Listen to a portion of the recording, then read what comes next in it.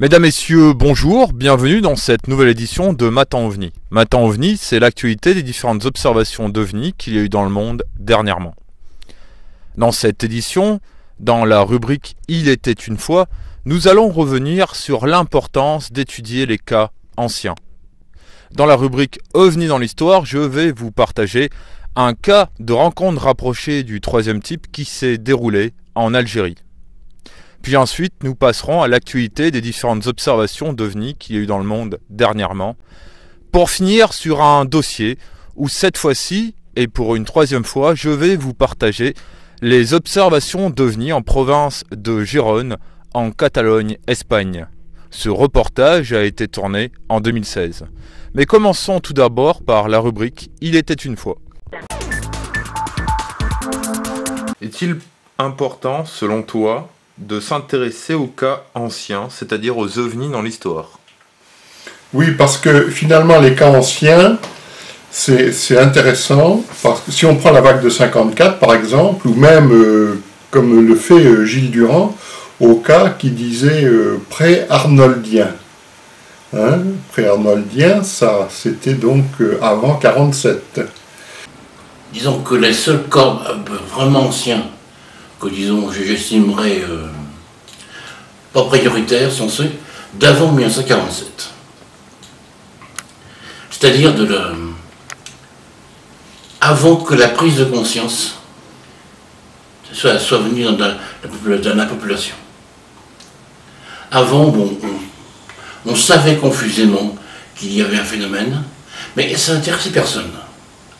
Même pendant la Seconde Guerre mondiale, alors que tout le monde était plus ou moins au courant qu'il y avait quelqu'un au balcon pour voir un peu les insectes humains s'étriper entre eux, pratiquement personne, ça n'intéressait personne. En 1947, d'un seul coup, c'est ce qu'on appelle, Jacques Attali appelle un saut quantique, une conscience, un paquet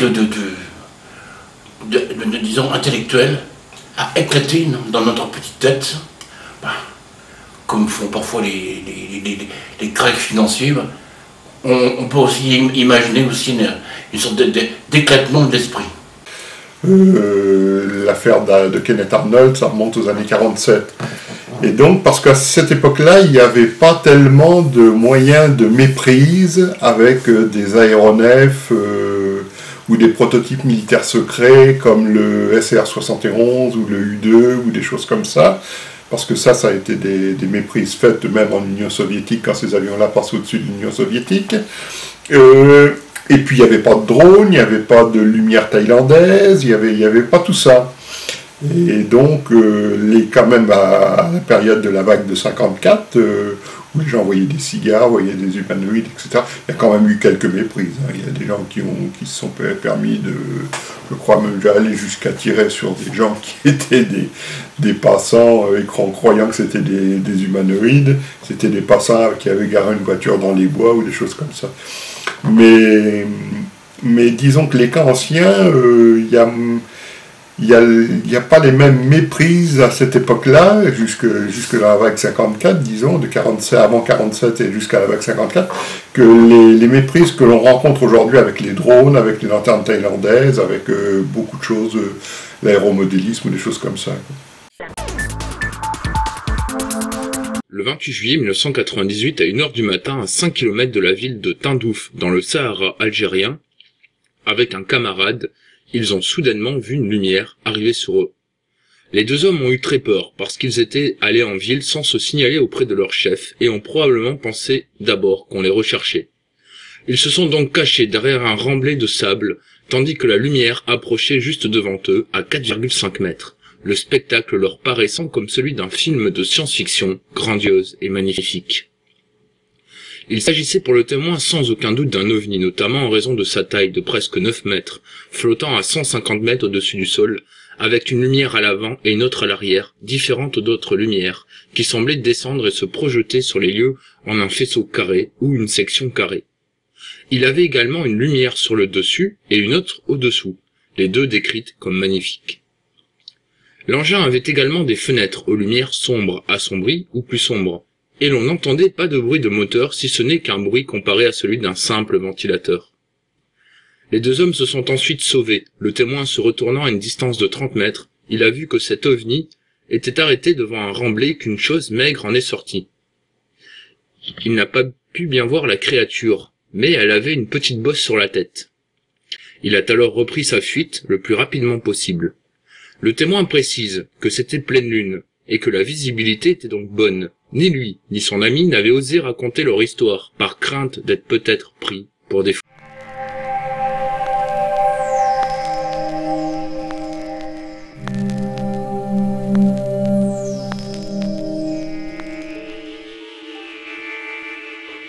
Marilyn pour ODH TV, je suis aux côtés de Fabrice Bonvin. Alors tu es co-auteur du livre OVNI et conscience, comme je l'ai dit précédemment. Un an après, quelles sont les avancées et les retombées? Que le livre a reçu un écho favorable, de manière générale. Après, on savait qu'on aurait, je dirais, à faire face à 3 types de publics. Je dirais, le premier type, ce sont plutôt les tenants de l'hypothèse tous les boulons, comme on dit, donc hypothèse extraterrestre au premier degré, qui ont réservé, je dirais, un accueil assez mitigé, mais on s'y attendait, je dirais en raison, je dirais des des hypothèses et puis des postulats et des modèles que nous avons avancés dans l'ouvrage qui, je dirais, n'est pas complètement en ligne avec une certaine idéologie, avec leur idéologie, on va dire ça comme ça. Donc bon, on s'y attendait, mais je pense que ça fait partie, je dirais, de l'histoire du débat des idées. On sait qu'une idée révolutionnaire n'est pas toujours acceptée du premier coup. Donc effectivement, je pense qu'il y a une période de maturation et de compréhension de ces thèses pour qu'effectivement émerge peut-être un nouveau modèle qui intègre la conscience dans nos réflexions sur le phénomène OVNI. Le deuxième public, c'est le public de sceptiques, hein, donc les rationalistes, qui ont, en fait, on ne les a pas beaucoup entendus. Donc je ne sais pas ce que ça signifie. C'est vrai que les réponses les plus virulentes étaient justement les réponses qui venaient du camp, je dirais, des défenseurs de l'hypothèse extraterrestre au premier degré. Ensuite, le troisième public, je dirais que c'est un public tout venant, et c'est celui-là surtout qu'on voulait toucher, qui n'est pas forcément connaisseur des ovnis et de l'ufologie. Et je dois dire que l'accueil a été favorable aux idées dans l'ouvrage. C'est vrai que c'est un ouvrage qui est assez particulier à plusieurs titres. D'abord, c'est un ouvrage collectif. C'est un ouvrage également qui est multidisciplinaire, j'ai fait appel à des auteurs et à des spécialistes de différentes disciplines. Puis c'est aussi un ouvrage qui n'est pas forcément facile à lire, finalement. Alors, il y a l'avantage et l'inconvénient. Donc, ça va demander un certain travail intellectuel et cognitif. Mais de l'autre, ce sont des textes qui sont très riches et parfois très profonds et qui, je dirais, se savourent. Ou même certains textes peuvent se lire à plusieurs reprises. Je pense notamment au texte de Jean-Jacques Jaillat, qui est très court, mais qui est extrêmement puissant. Donc c'est des choses qu'on trouve assez rarement en ufologie. Et je pense qu'intellectuellement parlant, ce livre, je ne dis pas parce que j'en suis l'instigateur, mais je le pense sincèrement, c'est un livre très puissant au niveau intellectuel, qu'on soit d'accord ou pas avec les thèses de l'ouvrage. Passons à présent à la deuxième partie de cette édition, l'actualité des différentes observations d'OVNI qu'il y a eu dans le monde dernièrement.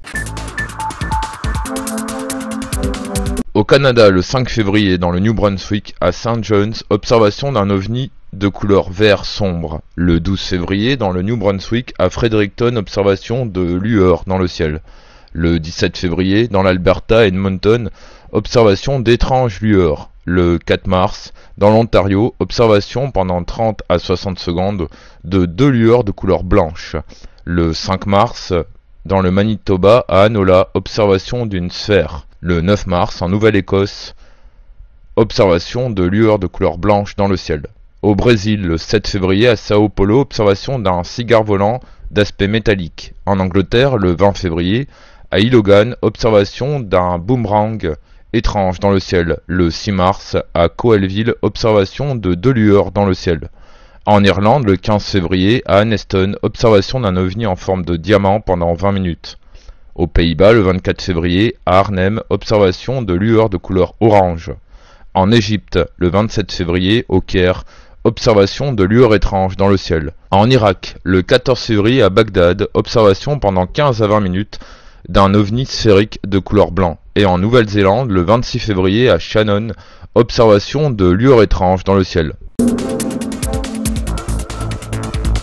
Passons dès à présent au dossier de cette édition.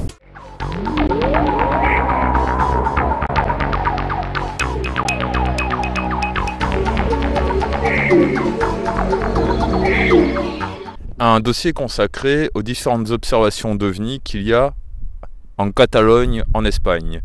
C'est la troisième étude de ce secteur. Le phénomène OVNI en province de Gérone est essentiellement constitué de rencontres rapprochées du premier type, c'est-à-dire observation d'un objet lointain en blanc sur la carte. Il y a eu une rencontre rapprochée du deuxième type, c'est-à-dire observation d'un objet au sol avec oui ou non des traces sur le sol. Quelques rencontres rapprochées du troisième type, du côté de Gérone et de Tossa del Mar, c'est-à-dire observation d'un objet au sol ou non avec la présence d'une ou de plusieurs entités en vert sur la carte, et une observation de lueurs côtières, c'est-à-dire observation d'objets lumineux qui semblent voler parallèlement à la côte, en rose sur la carte.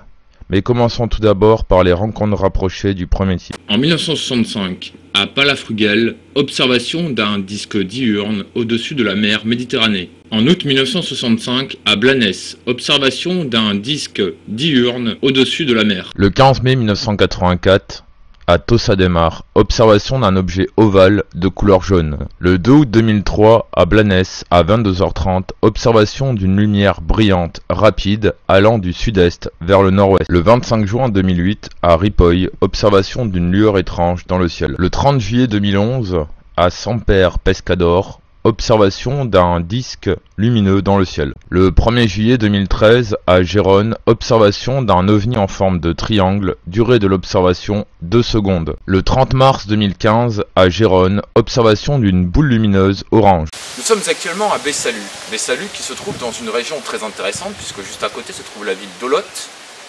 où il y a beaucoup de volcans. C'est une région volcanique. À Planolas, en Cerdagne espagnole, sur la ligne nord-est près de Planes, un témoin affirmait avoir vu un grand disque large, mais très peu épais, survolant la Cerdagne, émettant des lueurs oranges puis bleues qui se seraient posées dans un bois à proximité de la localité.